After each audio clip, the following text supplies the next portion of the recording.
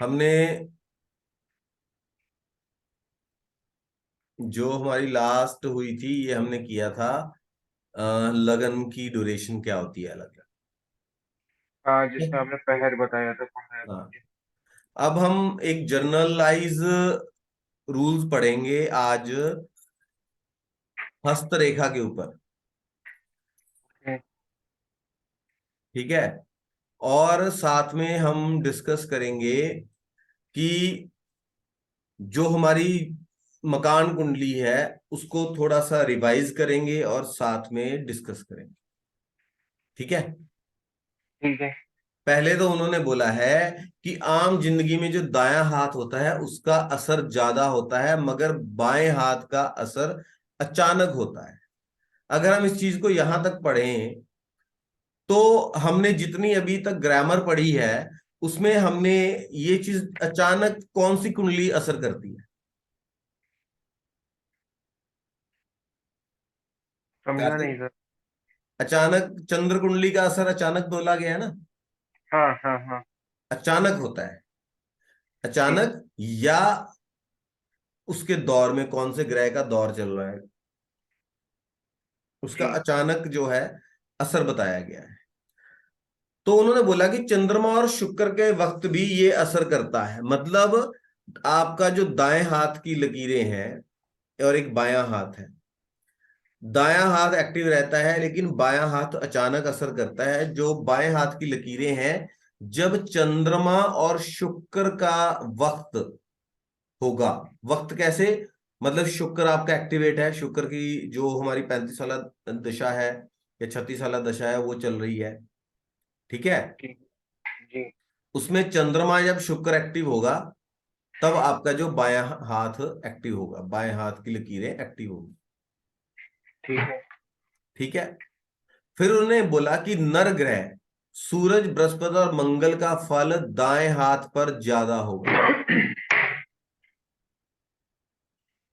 अब इसको आप कैसे लेंगे, इस लाइन को? हम्म। मतलब शुभ शुभ काम के हिसाब से ले सकते हैं इसको। शुभ काम के साथ भी ले सकते हैं, और सेकंड हम इसके साथ भी ले सकते हैं कि जब हमें सूरज, बृहस्पति और मंगल के इफेक्ट्स अगर पामिस्ट्री के थ्रू हम देख रहे हैं तो हम्म, हमने राइट हैंड को ज्यादा इंपॉर्टेंस देनी है। ठीक है। ठीक है। ठीक है। मतलब they will dominate your right hand. ठीक है। मतलब हमें जब हम हाथ देखेंगे, दोनों हाथ देखेंगे, जब दो हाथ भगवान ने दिए हैं दोनों हाथ देखे जाएंगे। लेकिन when you are going to predict और analyse the position of Mars, sun and Jupiter, ठीक है, then you have to give more importance to right hand. ठीक है ना। यस। फिर उन्होंने बोला बाकी मुकन्नस ग्रह जो अगर ना इस कैटेगरी में रखे गए हैं कि ना ही वो मादा है ना ही वो नर है, वो कौन से हैं? राहु केतु और वो और वो मरकरी शनि तो मेल होगा ना सर। शनि को भी दोनों कैटेगरी में रखा गया, मैं बताऊंगा क्यों रखा गया। ठीक है। और बुध। हाँ बोल। ठीक है। बालक है, बालक की कोई लिंग नहीं है ना। हाँ। वो बच्ची भी हो सकती है, वो बच्चा भी हो सकता है, लड़का भी हो सकता है। वृद्ध है, शनि क्या है? वृद्ध, वृद्ध अवस्था को रिप्रेजेंट करते हैं शनि। शनि को वृद्ध बोला गया है। वृद्ध तो कोई भी हो सकता है, स्त्री भी वृद्ध हो सकती है, पुरुष भी हो सकता है। हाँ बिल्कुल ठीक। तो हम इसको हम यही नहीं रुकेंगे कि मतलब बोल दिया जी खुसरा ग्रह है या नपुंसक ग्रह है, ये वर्ड नहीं यूज करने चाहिए। My personal opinion. वृद्ध देखो ना, वो कैटेगराइज किस चीज को कर रहे हैं। ठीक है। जो ये वाले ग्रह हैं ये दोनों तरफ यानी बाएं और दाएं के हिसाब से अपना अपना असर दोनों के वक्त में दे दिया करते हैं। मतलब इनका दोनों तरफ असर रहेगा। ठीक है। ठीक है। और फिर बोला कि आम तौर पर इंसान का दिमाग है बाएं तरफ के खानों से काम लेता है, जिसका ताल्लुक दाएं हाथ से होता है। हमारा माइंड डिवाइडेड है ना, left side and right side. Left side हाँ is connected to your right hand and right side is connected to your left hand, ऐसे ही होता है ना। हाँ। ठीक है।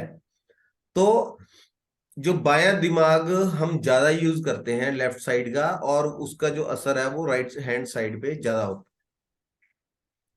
ठीक है। फिर उन्होंने बोला है कि दाएं हाथ, जो राइट साइड का हिस्सा है दिमाग का, उसका यूज हम कम करते हैं, जिसका जो कनेक्शन है वो बाएं हाथ से होता है। इसलिए जो कोई रेखा अगर बाएं हाथ पर होए और दाएं हाथ पर नहीं हो, तो हम्म, उसका असर नहीं होगा, मतलब कम ही देखने को मिलता है। ठीक है। Important point. मतलब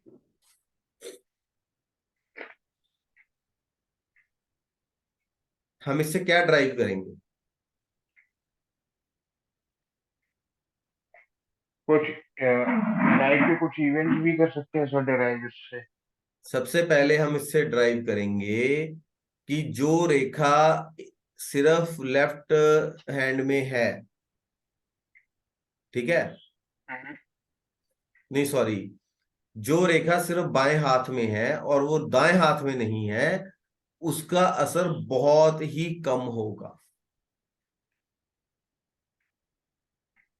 ठीक है। ठीक है ना। ठीक। स्पेशली अगर वो रेखा कनेक्टेड है, उस रेखा का संबंध जो है वो मंगल से, बृहस्पति से और सूर्य से है, तो इसको हम एक स्टेप आगे लेके जाते हैं, पीछे के प्रिंसिपल्स को इसके साथ जोड़ते हुए, है ना। हाँ क्योंकि सर। उन्होंने बोला है कि दाएं हाथ पे जो डोमिनेट करेंगे वो सूर्य, बृहस्पति और मंगल करेंगे। हाँ बिल्कुल सही। ठीक है ना। अगर कोई रेखा उनसे कनेक्टेड है, वो बाएं हाथ पे है लेकिन दाएं पे नहीं है, तो वो असर नहीं करेगी। ठीक और बाएं में रेखा है, दाएं में नहीं है, और वो बुध, राहु, केतु और शनि से संबंधित है,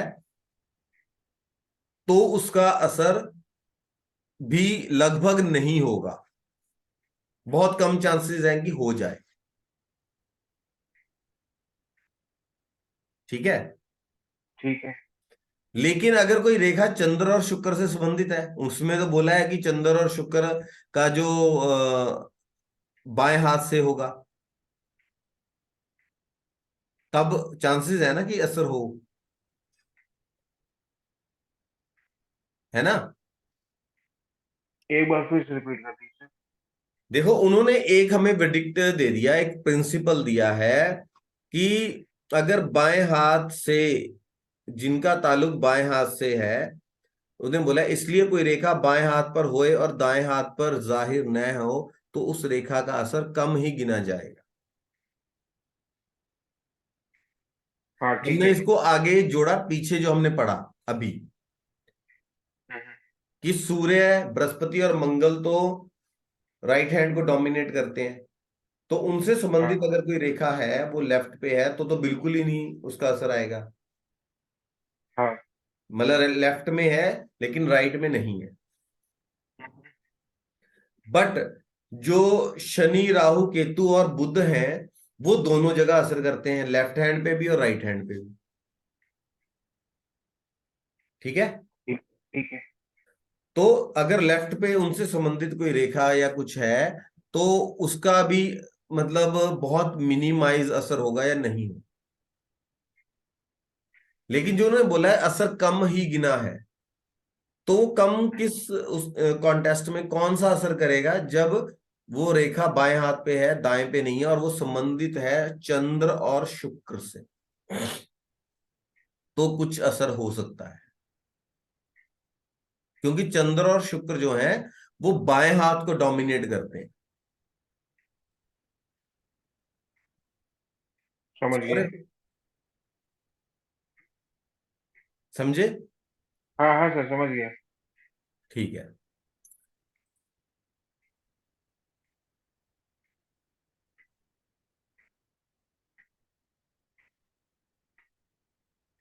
ये क्या हो गया, हम खो गए। हाँ, फिर उन्होंने बोला है कुछ प्रिंसिपल्स दिए हैं पामिस्ट्री के यहां पर। जब कोई रेखा एक बुर्ज से दूसरे बुर्ज पर जाए, मतलब एक माउंट से दूसरे माउंट पर जाए, और जिस माउंट से स्टार्ट होकर वो दूसरे माउंट, बुर्ज बोलते हैं ना माउंट को हम, जो हाथ पे हमारे माउंट्स होते हैं, हाँ। ठीक है, और एक से स्टार्ट हो और दूसरे पे खत्म होती हो, हम्म, तो हम समझेंगे कि, मतलब फॉर एग्जाम्पल उन्होंने बोला है कि चंद्र और शनि से कोई, मतलब बुर्ज से में कोई रेखा है जो चंद्र के बुर्ज से शुरू होकर शनि के माउंट पे जाती है, ठीक है। ये समझ गया। कोई डाउट है तो पूछो अभी। समझ गया, ठीक है। उन्हें बोला कि जब कोई रेखा एक बुर्ज से चली और दूसरे बुर्ज पे जाकर खत्म होती है, हम्म, तो उस तरफ का बुर्ज घर की कुंडली में वह होगा जहां जाकर वो खत्म हुई है। मतलब कि चंद्र के बुर्ज से कोई रेखा चली एग्जाम्पल के तौर पर और शनि के बुर्ज तक गई है, तो कुंडली में जो शनि है वो खाना नंबर 4 में होगा, क्योंकि चंद्र का जो बुर्ज है वो खाना नंबर 4 है ना, हाँ हाँ। ठीक है, और चंद्र जो होगा खाना नंबर 10 में होगा, मतलब ठीक है। एक्सचेंज। हाँ, समझ गया। यहां पे कहने का मतलब ये है कि एक माउंट से कोई रेखा स्टार्ट होकर दूसरे माउंट पर जाती है, शनि के जैसे कोई भी हो सकता है वो, तो उन दोनों प्लैनेट्स का बर्थ चार्ट के अंदर एक्सचेंज को दिखाएगी। क्लियर। हाँ सर। फिर उन्होंने बोला है,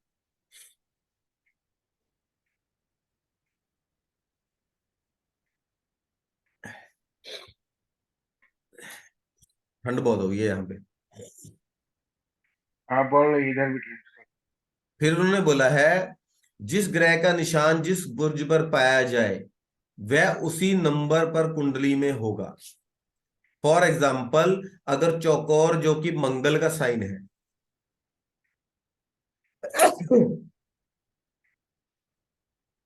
चौकोर जो कि मंगल का साइन है, अगर शनि के बुर्ज पे वो साइन अगर मिलता है, तो जो मंगल है वो खाना नंबर 10 में होगा, ठीक है। ठीक है। हम्म, मतलब जो साइन जिस बुर्ज पे पाया जाए उसी संबंधित खाना नंबर में उस प्लेनेट को हम बिठा देंगे। ठीक है। ये यहाँ पे बताया जा रहा है कि हस्तरेखा से जन्म पत्र, जन्म कुंडली कैसे बना सकते हैं, हाँ लाइन राइट। से।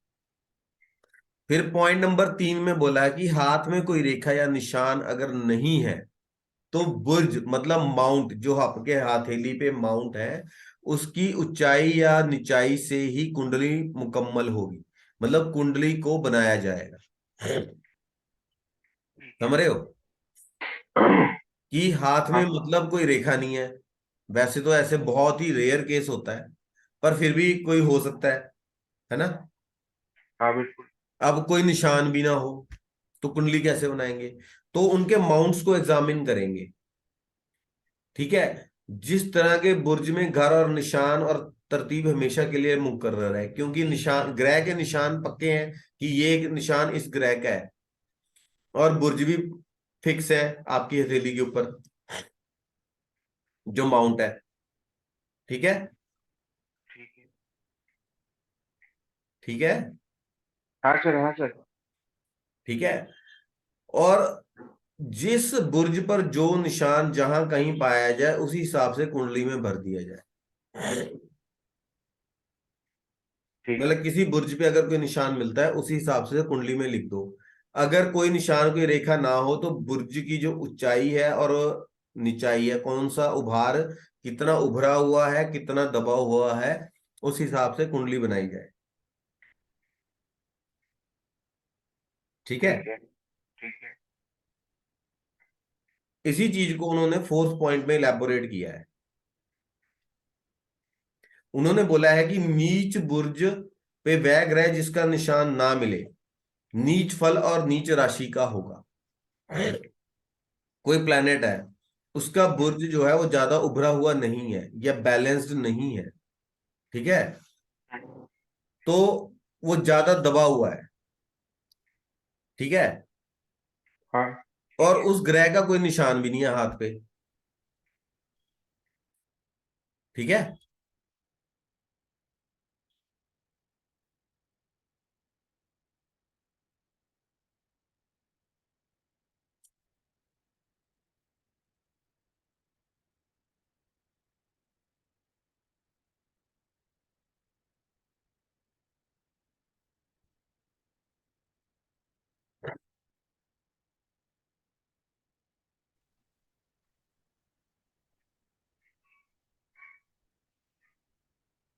कनेक्टेड हो? हाँ सर। अब उन्होंने बोला है कि किसी ग्रह का, मान लो कोई भी ग्रह है, मंगल ग्रह है, उसका चौकोर निशान जो है हाथ में नहीं है, ठीक है, ठीक है। और उसका जो माउंट है मंगल का, वो भी उभरा हुआ नहीं है, नीच है। ठीक है। तब मान लो वो जो ग्रह है वो नीच का होगा, और रिजल्ट भी वैसे ही नीच देगा। राशि में मतलब मिलेगा वो, समझ रहे हो? ठीक है। Yes sir. मतलब चंद्र, सॉरी, मंगल जो है कर्क राशि में होगा, उसका फल भी खराब होगा, और वो नीच राशि में होगा, 4 नंबर में। ठीक है। अगर किसी ग्रह से संबंधित बुर्ज जो है, माउंट जो है आपको अच्छा उभरा हुआ मिलता है, वेल प्लेस्ड मिलता है, तो उसका निशान अगर ना मिले तो वो अपने घर का होगा, ठीक है। ठीक है। मान लो मंगल का बुर्ज, मंगल का निशान आपके हाथ पे नहीं है, हम्म, लेकिन जो उसका माउंट है वो अच्छे से बना हुआ है हथेली में, तो मंगल क्या होगा फिर? खाना नंबर 1 का होगा, ठीक है। ठीक है ना। हाँ ठीक है।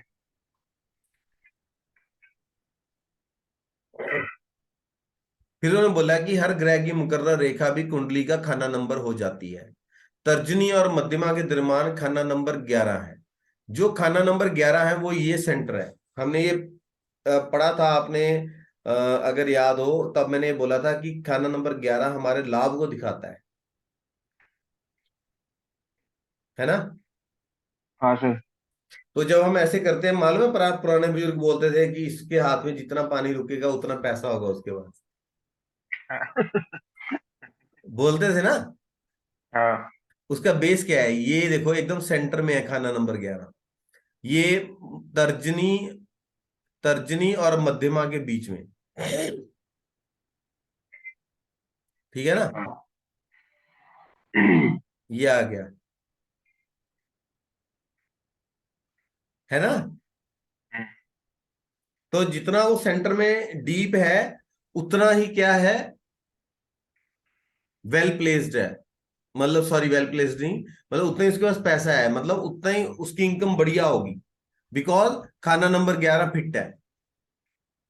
जहां पे वो ठीक। पानी खड़ेगा वो जगह ही खाना नंबर 11 की अच्छा ओके। है ना।